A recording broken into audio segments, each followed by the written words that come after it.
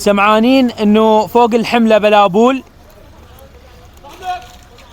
اخواننا السوريين، رغم انه الزلزال اللي صار بيهم والبيوت تهدمت، هاي العائلة الله يكون بعونها، عندها هذا المرض الخبيث ومستأصلة من عنده، ففلوس العلاج ما عندها. اكيد انه راح نعطيها مساعدة وهي هدية، وهي هاي مو من عندي، من عندكم انتم يا ناس الخيرة إلها. فجزاكم الله خير كل انسان يتبرع، والله يحفظكم ان شاء الله ويعطيكم الصحة والعافية، واحنا اخوتك وهذا واجبنا وقصبا علينا، والله يرجع دوركم احسن من قبل.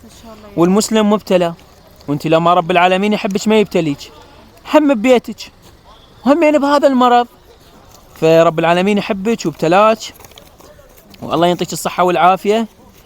واني اكيد راح انطيك هاي الهدية، هي مو من عندي، الزمي لي يمه.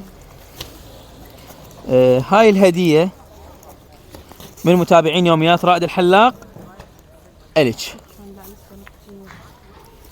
هذا الظرف مخصص إلك، والله يشافيك، تقدرين تاخذين بيه العلاج وتقدرين تعالجين نفسك، الله يعطيك الصحة والعافية، وهاي من الناس إلك. مع السلامة.